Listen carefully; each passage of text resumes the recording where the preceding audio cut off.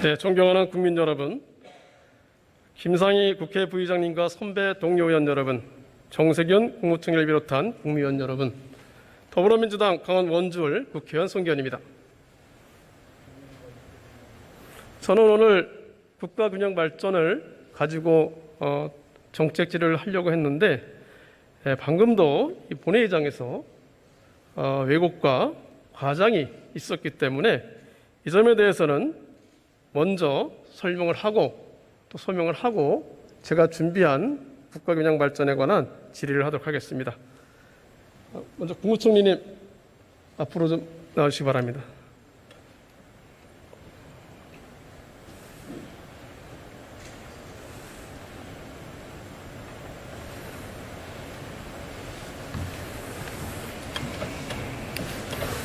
(4일째) 매일 대정부 질문하시느라 고생 많으십니다. 예. 저는 늘 양대 정당 또 여러 정당이 같이 있는 의회에서 상대방에 관한 비판은 충분히 건강할 수 있다고 생각합니다. 하지만 그 비판을 넘어서 과장과 왜곡이 있을 때는 상대방이 도저히 수긍할 수 없는 그런 상태에 만든다 이렇게 생각하고 있습니다. 지금 우리가 그런 것 같습니다. 제가 직접 장관 법무장관께 묻기가 적절하지 않아서 총리님께 여쭤보겠습니다. 여태까지 보도가 된 내용을 기준으로 해서 그 법무부 장관 아들에 관해서 청탁이 있었다는 내용이 뭐가 있었습니까? 휴가에 관해서?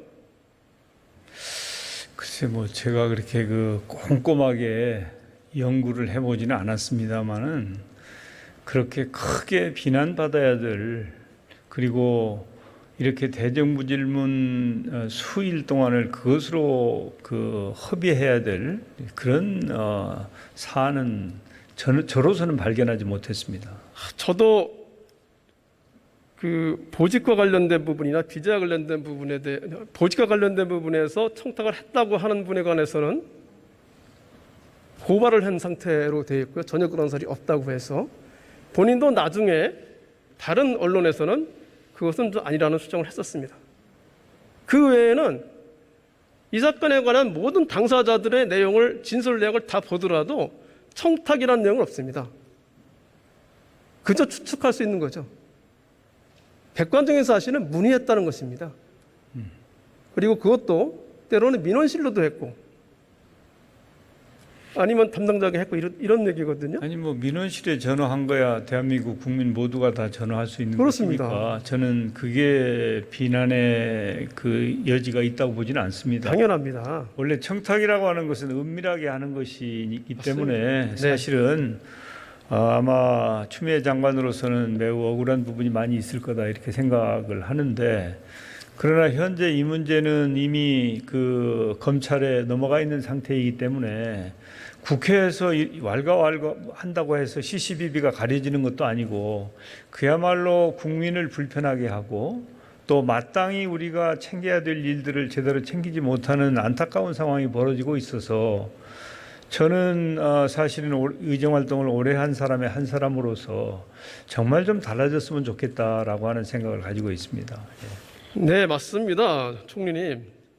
그렇게 정말 사실을 가지고 얘기를 하고 사실을 가지고 서로 토론을 해야지 어떤 사실 하나 나온 거 가지고 그것을 과정하거나 왜곡해서 자기 입장에 따라 얘기하게 되면 결국 토론도 안 되고 이게 아무것도 되지 않는 그런 게 되지 않겠습니까? 그것도 하나 여쭤보겠습니다. 이게 서울 관내 검찰청의 인권감독관이 한직인가요? 저는 검찰 내용은 잘 모릅니다. 그리고 서울 관내지검의 형사부장을 하다가 수원지검 부장으로 가는 것이 좌천인가요? 제가 알고 있기로는 서울에 있는 이제 검찰청, 네. 본청이든 지청이든이나 또 수원지검은 상당히 중요한 그런 포스트로 이렇게 알고 있는 정도의 상식만 가지고 있습니다. 이제 다른 검사님들의 인사 코스를 한번 쭉 살펴보면 최근에는 굉장히 많은 인사 적체가 생기는 바람에 서울 관내에 있는 검찰청 부장을 하다가 지방 부산이나 대구의 부장으로 가기도 하고요. 또 수원지검 부장으로 하기도 하고 그 수원지검 부장으로 갔다 지청장으로 나가기도 하고 그랬습니다. 그거는 정상적인 인사 패턴입니다. 근데 그걸 가지고 꼭 어떤 뭐 인사 때 불이익을 받았느니 아니니 하면서 이렇게 하는 자체가 정말 진실을 왜곡하는 거라고 저는 생각합니다. 그 점에 대해서 국민 여러분께서도 분명히 알고 있으면 좋겠다는 생각이 듭니다. 잠시 자리에 좀 들어가 주시고 제 법무부 장관님께 질문하겠습니다.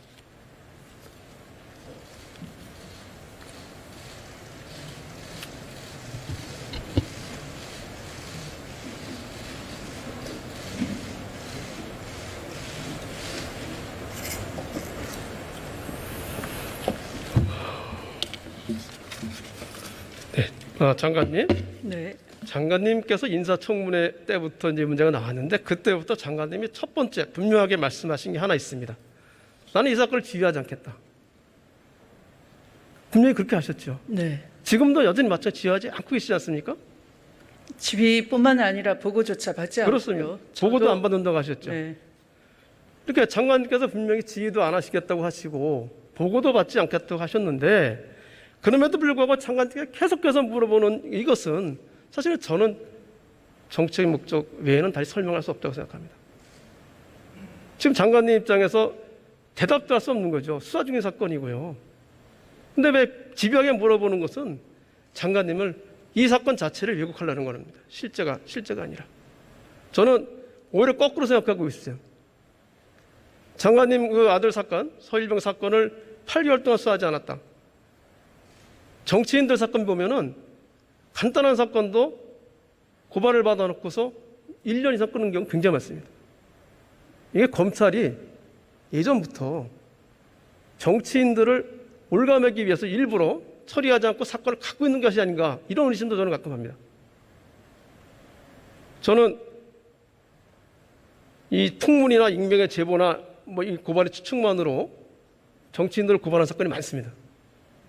그 검찰이 그런 경우는 바로바로 검찰 사건 사무 규칙에 따라서 각하해야 된다고 생각합니다. 그리고 어떤 사건은 그냥 방치하는 사건이 굉장히 많습니다. 최근에 보도난 걸 보니까 9월 10일에 서울중앙지검에서 최성해 동양대 총장권을 안동지청으로 이송했습니다. 1년 동안 가지고 있다가 이송한 겁니다. 결론 내리지 않고. 그리고 이강평 서울기독대 통장권은 18개월 동안 수사 중입니다. 장관님, 검찰이 자기 편의대로 어떤 거는 그냥 방치해두고 있고 어떤 거는 집중적으로 하고 이것이 잘못됐다고 생각하지 않으시나요?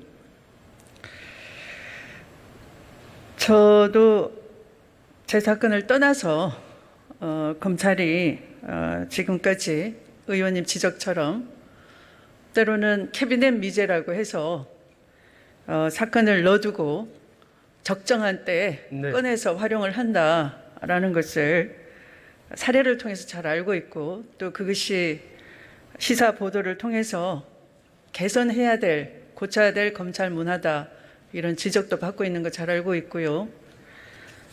이 사건과 무관하게 국민이 지적하는 부분에 대해서는 지휘 감독을 통해서 개선을 해야 된다 생각하고요. 앞으로 그 인권수사 제도 개선 TF를 대검과 함께 가동하고 있는데 피부에 닿는 검찰 개혁을 주문을 했었고 어떤 그런 변화가 실제 이루어질 수 있도록 하겠습니다. 우리가 생각하는 검찰 개혁은 이런 내용도 들어가 있죠, 장관님? 네. 검찰권 행사가 자의적으로 이루어지지 않도록 하는 게 검찰 개혁의 가장 핵심적인 요소인데요. 그중에 장관님 말씀하신 것처럼 소위 캐비넷 미자를 해서 쌓아놓고 있다가 하는 거 그런 거 반드시 좀 고쳐야 된다고 생각합니다. 한 가지만 더 여쭤보겠습니다. 네. 최근에 검사들의 인사적체 굉장히 심하죠. 네. 그래서 예전에는 재경 다른 검찰청의 부장을 하다가 중앙지검 부장으로 하는 것이 통례 일반적인 인사 패턴이었는데 이제 많이 바뀌었죠, 그게. 그렇습니다. 재경 검찰청의 형사부장 하다가 그 다음 텀에는 지방 검찰청 형사부장 하는 예가 거의 정상적인 패턴이 되지 않았습니까? 네. 장관님 맞죠? 네, 그렇습니다. 그래서 이 사건은 마찬가지. 관련 사건 이제 동부지검의 그 형사부장이 수원지검 형사부장 같다는 것이 뭐 좌천성 인사다 이런 거는 지금의 인사 패턴에 비추어 보면 맞는 얘기가 아니죠. 이 사안에 대해서 제가 네. 개입을 하지 않은 이상 인사에 있어서도 제가 인사 패턴을 물어보는 네, 거예요. 네. 인사 패턴이 서울 관내 형사부장 하다가 다른 인천지검이나 수원지검이나 대구 부산지검에 형사부장을 가는 네. 것은 절대 예외적인 그런 인사 패턴은 아니지 않습니까? 그런 순환 인사를 하지 않으면 지방에 계신 분들이 서울 쪽으로 오고 싶어도 계속 못 오게 되는 상황이 생기니까 인사의 경향 교류는 기본 원칙입니다. 네, 잘 알겠습니다. 네. 그래서 자리에 들어가셔야 되겠습니다. 국무총리는 다시 또 앞으로 나와주시기 바랍니다.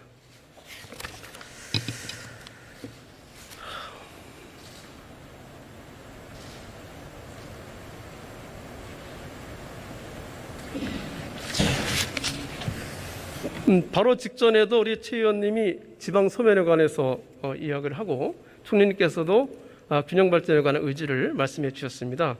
잠깐만 더 말씀을 드리면 228개 시군구 중에서 40.5%에 이르는 97개가 소멸위기다.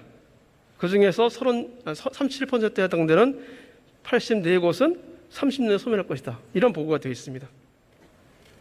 제가 원주서 국회까지 125km 정도를 이제 다니고 있습니다. 그런데 어떤 때 보면 서울의 거리는 25km고요. 서울까지 거리는 100km입니다. 어떤 때 보면 서울까지 걸리는 시간보다 서울에서의 거리가 더 많이 시간 걸릴 때가 있습니다. 수도권 집중화 때문에 교통 혼잡, 환경 오염, 집값 상승 문제가 말도 할 수도 없는 거죠. 이거 그대로 둘 수는 없지 않겠습니까, 총리님? 예, 그대로 두어서는 대한민국의 미래가 없습니다. 저도 이 문제를 오랫동안 고민해 왔습니다. 저는 그 답이 좀 전에 총리님께서 잠깐 말씀하셨지만 혁신도시 공공간 이전, 혁신도시와 기업도시 있다고 생각합니다. 잠깐 도표를 한번 띄워주시기 바랍니다. 총리님이 좀 전에도 말씀하신 것처럼 공공기관 이전이 시작되면서 수도권으로 집중되던 인구가 역전이 돼가지고 그 당시에 이 지방으로의 인구 이전이 더 많았습니다. 수도권 집중은 줄어들고요.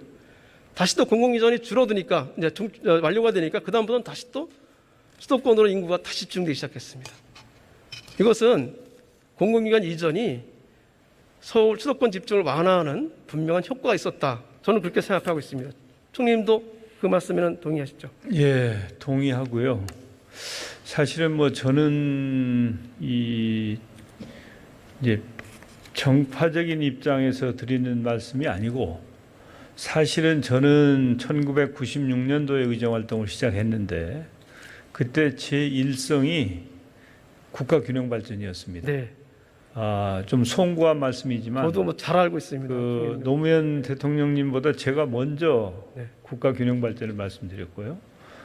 행정수도 공약도 제가 노무현 대통령님을 모시고 그때 후보 시절이죠. 공약을 발표했고 그래서 국가균형발전에 대해서는 정말 저는 많은 애정을 가지고 있어요. 그런데 이제 이 국가균형발전위원회를 노무현 대통령 시절에 잘 키워왔는데 이제 이명박 대통령께서 그것을 이름도 바꾸고 또 역할도 격화시키고 또 행정수도도 거의 무력화하다시피 하는 등의 이런 것 때문에 이제 정말 힘들고 어렵게 만드는 공공기관 지방 이전, 이게 사실은 이제 공공기관 지방 이전과 기업도시 특별법 이 두 개가 제대로만 잘 됐으면 저는 사실은 지금 이렇게 수도권 인구가 50%로 집중되었으리라고 보지 않습니다.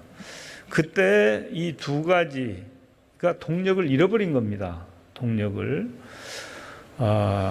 그래서 지금이라도 다시 그 동력을 회복해서 공공기관 이전한 이 혁신 도시들이 제 기능을 할 뿐만 아니라 거기에 기업도 좀 이전이 되고 인구도 늘어나고 역할이 커지고 또 거기에 이제 자족 능력도 갖춰야 되겠죠. 학교라든지 도시 교통이라든지 문화라든지 의료라든지 이렇게 다시 한번 심기일전 확실하게 시작해야 되는 때가 아닌가, 저는 그런 사명감을 가지고 있습니다. 근데 그동안 정권에 따라서 균형 발전이 주황장했던 거 있었거든요. 이제는 이제 다시 해야 되는데 그렇게 혁신도시 2.0이라는 걸 하고 추구하고 있지 않습니까? 예. 혁신도시 2.0의 핵심이 어떤 거죠, 총리님? 그게 이제 혁신도시의 기능을 업그레이드하는 것이죠. 네. 그래서 지금까지 그냥 공공기관만 이전해서 공공기관이 거기에 자리하도록 한 수준에서 뛰어넘어서 거기에 이제 다른 여러 가지 기능들이 제대로 역할을 할 수 있도록 함으로 해서 그 혁신도시가 지방의 그 발전을 리드하고, 또 그러므로 해서 지방 소멸의 우려를 불식시키는 그런 노력이 절대 필요하다고 저는 생각합니다. 처음 혁신도시 기업도시를 만들었을 때 참여정부에서 바로 총리님 말씀하신 그런 정책 목표를 가지고 했는데, 그동안 이 균형발전 의지가 좀 약했던 때에 이것이 사실 방치되고 왜곡되면서 지금은 애초에 목적했던 기업 유치나 연구소 유치 같은 거 잘 안 이루어지고 있고요. 또 하나는 말씀하신 것처럼 학교 등의 정주 여건이 개선되지 않아서 가족이 동반 또 이주하지 않는 그런 문제가 지금 총리님 말씀하신 것처럼 혁신도시의 가장 큰 문제로 되어 있습니다.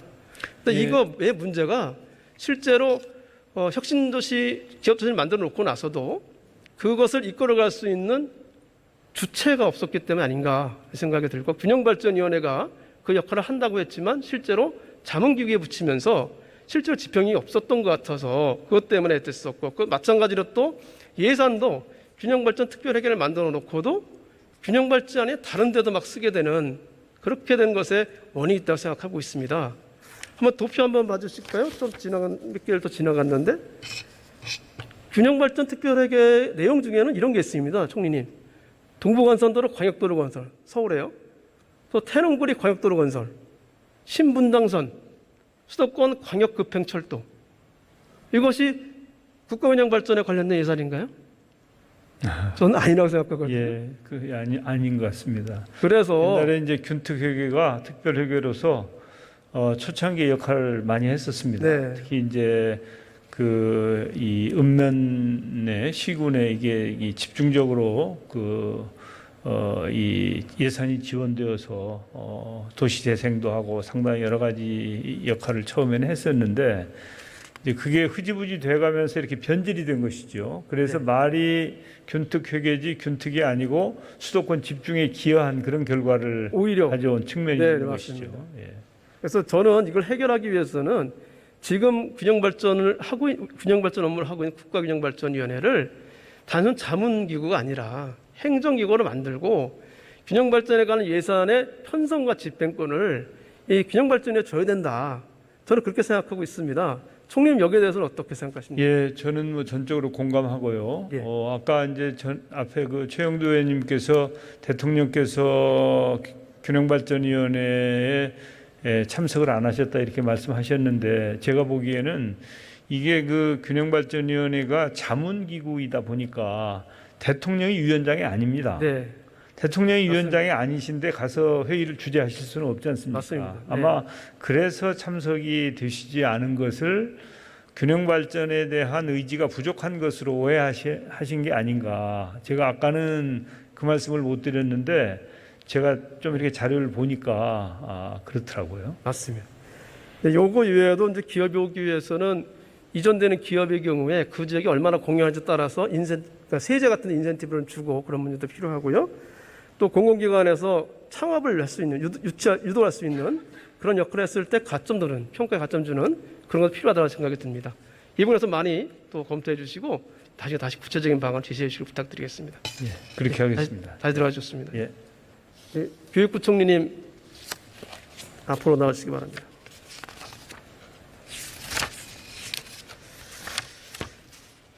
화면을 한번 띄워줘 보실까요? 잘 보이시는지 모르겠는데 부총님 수고 많으십니다. 네, 고맙습니다. 지금 지역 격차의 문제 중심에 교육이 있습니다. 네, 우리 부총님도 그거는 인정하시죠?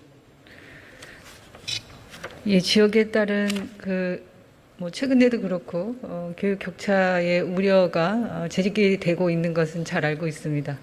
이게 10년 전만 해도 뭐 국어나 수학 나 같은 경우는 지역이 서울보다 좋았습니다, 성적이.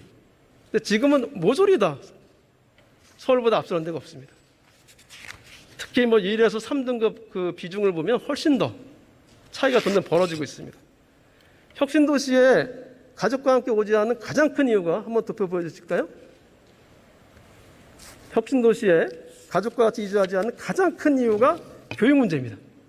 거의 61%가 그 얘기를 들고 있습니다.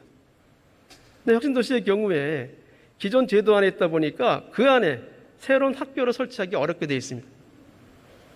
그리고 또 산학연을 같이 한다고 하지만 실제로 공공기관에 적합한 인재를 양성하는 제도가 없습니다. 저는 그래서 짧지만 시간이 없어서 간단히 말씀드리지만은 혁신도시를 별도 학군으로 만들어서 학교를 설립하기 용이하게 만들고 가능하게 만들고 또 각 대학에는 그 혁신적인 지역의 대학에는 계약학과를 만들어서 그 지역 공공기관에 적합한 인재를 거기서 만들어서 공급하는 그런 것이 필요하다고 생각하고 있습니다. 부처님 간단히 여기에 대한 대답. 예, 저희가 지금 고등교육 대학의 혁신과 관련해서는 의원님 말씀하신 그 지역에서 계약학과 등을 통해서 지금도 그런 방향으로 추진을 하고 있고요. 이제 유초, 중, 고등학교의 경우에 학교의 설립은 교육감이 책임과 권한을 갖고 있는 것이어서 지금 의원님 주신 원주 지역의 교육의 이런 시스템의 문제는 뭐 충분히 방향에 대해서는 공감하고 있기 때문에 그 부분들은 교육감, 교육청과 또 지역 대학이나 그 지자체 장들과 좀 협의해서 그 교육에 대한 새로운 모델들을 만들어갈 수 있도록 그렇게 좀 방향을 잡고 추진해 나갔으면 어떨까 싶습니다. 저희 원지 문제가 아니고요. 저희 혁신도시가 균형 발전을 이룰 수 있는 가장 유력한 방법을 생각했고, 혁신도시 안에서 그것이 이루어지기 위해서는 교육이 가장 큰 또 해결 방법이다 생각을 하고 있고, 그런 점에서 이제 아까도 말씀하셨던 그린 스마트이나 이런 거 제시하는 거 있지 않습니까?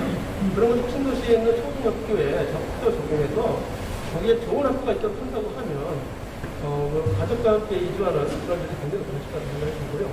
말씀하신 것처럼 계약학과를 활용해서 지방대학도 살리고 또 공공기관에 수 있는 혜택을 얻어서 지역에 유능한 인재들을 오도록 하는 것이 필요하다 생각합니다. 예, 저도 지역의 국토 균형 발전과 관련해서 교육의 역할에 대해서 매우 좀 중요하게 그런 의미 있는 방향에서 정책들이 이루어질 수 있도록 그렇게 노력하겠습니다. 제가 말씀드린 두 가지 대해서 제가 네. 따로 별도에 한번 말씀드리는 것을 예, 고맙습니다.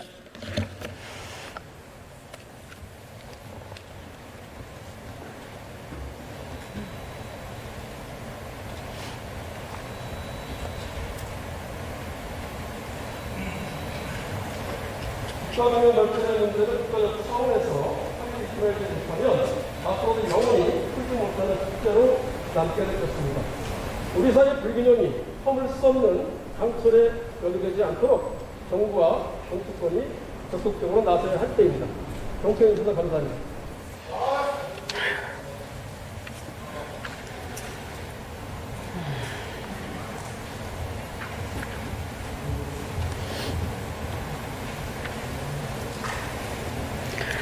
네, 송기현 의원님 수고하셨습니다.